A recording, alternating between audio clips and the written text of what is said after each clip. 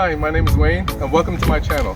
Today I'm going to talk about opening up your trunk with the W222 or 2016 Mercedes-Benz S550. You're going to be in many situations where both your hands are tied up and you can't get to the keys in your pocket.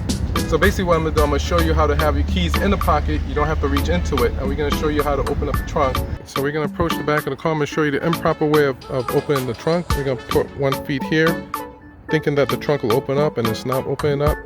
We're going to take a step back, go back, and we're going to pretend we're kicking the car. 1, 2.